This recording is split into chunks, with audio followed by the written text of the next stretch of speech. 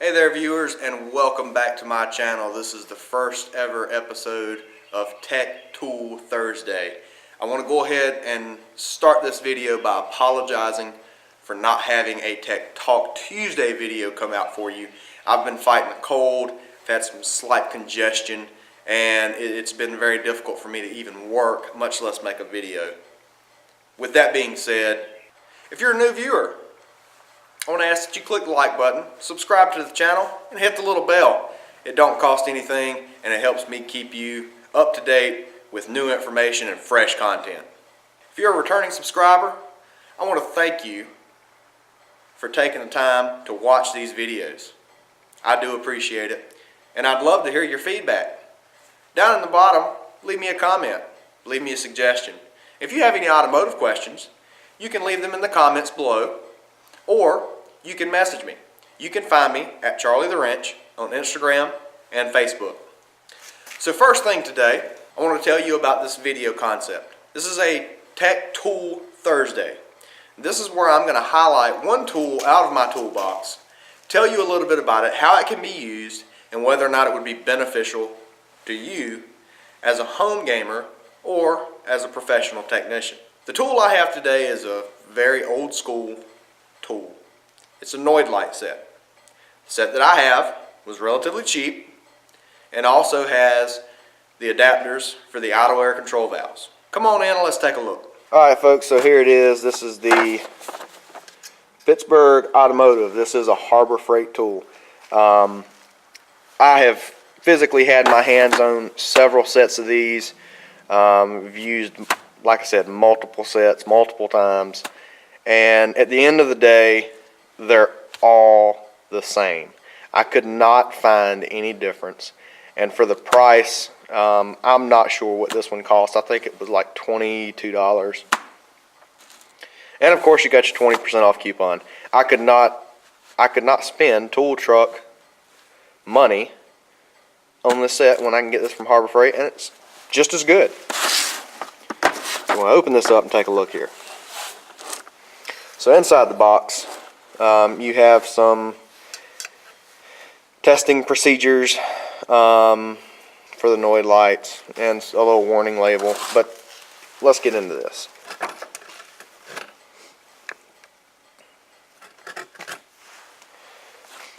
So right here, this is the set, and they're all labeled. GM throttle body injection, I don't know what all that stands for. Multec 2. Bosch, yeah, and then these are the auto air control valve adapters, and they essentially just plug into the harness. Very simple, very easy to use. Yeah. So you've got a 4-pin inline connector there, and then here you've got a 4-pin square. So here's why I like these, and here's why I have them featured. So this set, put something under here. So these here, yeah, they're great for injectors, fuel injectors. You know, I'm not entirely sure if you could use these on a coil-on plug.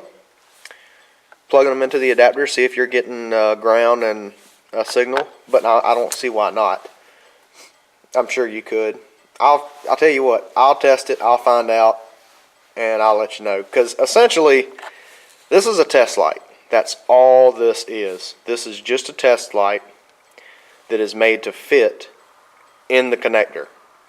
So you unplug the injector, you plug this into the harness, and when the injector gets the signal to fire, this little light in here is going to flash. That's it. It's pretty simple. Same thing with the IAX.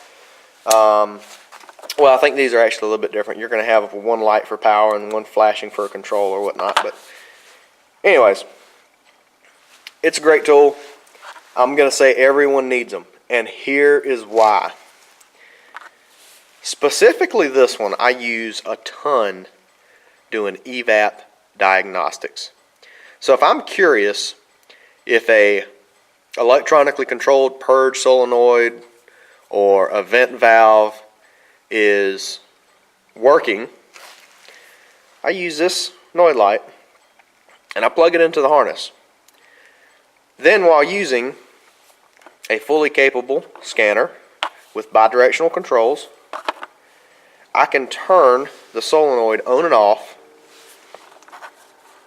and this little guy light if my harness integrity is good.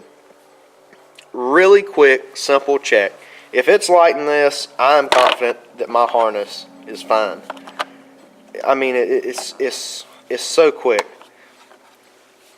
No need to ohm out a harness, as a factory service manual would say. It's just really, really quick to check your circuit integrity on little things like that.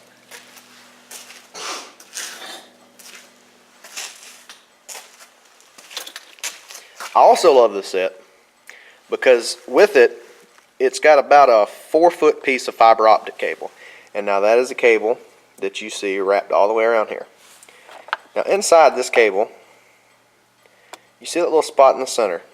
It looks brass, and then in the center, there's this little white thing. Well, that's the fiber optic cable.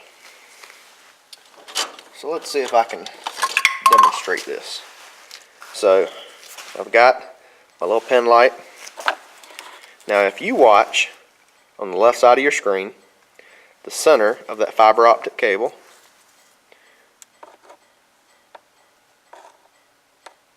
you should see it flashing. And it works the same way backwards. So anyways, this slides over top of your Noid light.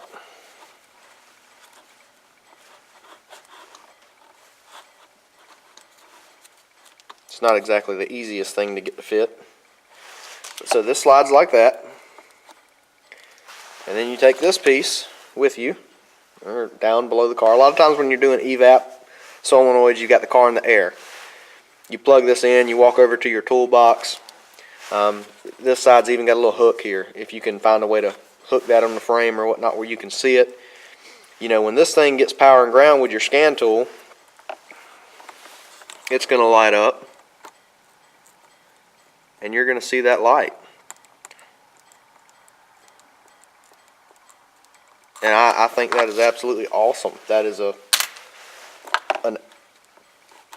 perfect tool to use in that manner, and I personally love it. It has not bit me yet. Usually when I get an evap code for a circuit code, the first thing I do is go to whatever it may be, whether it's the purge solenoid or the vent solenoid. I'll plug a Noid light in and I power it on and off with my bidirectional controls on my scan tool. And if this Noid light lights, I'm done. I call it for the solenoid. Not getting into diagnostics there, but I mean that's my test. It takes very minimal disturbance of the circuit.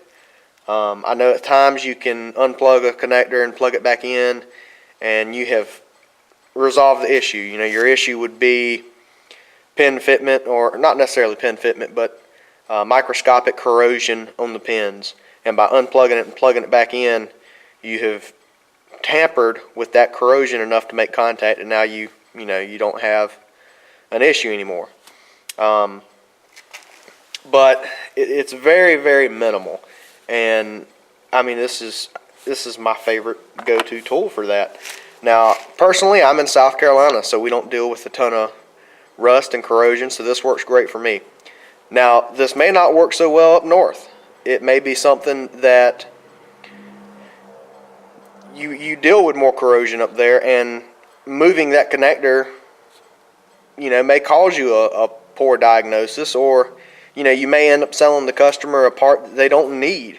Their problem was the corrosion in the connector, and by you tampering with it to use this tool, you solve the problem. And let's say you pull the trigger and you sell them a purge solenoid or a vent solenoid, or whatever it is you're working on. Now you sold the customer a part they don't need.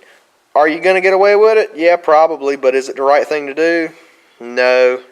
But that's where knowing your environment and knowing your area and the customers you see every day, you can make an educated, I guess, a judgment call on, whether or not this will work for you. I have also used this, I don't remember which one, but I've also used these to check oxygen sensors.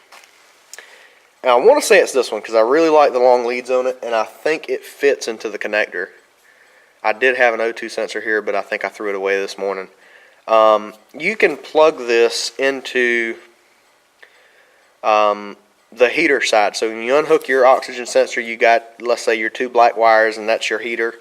You can plug this in and then cycle your heater, your O2 heater, with your bidirectional controls, and this will light. And there you go. Your circuit integrity is good.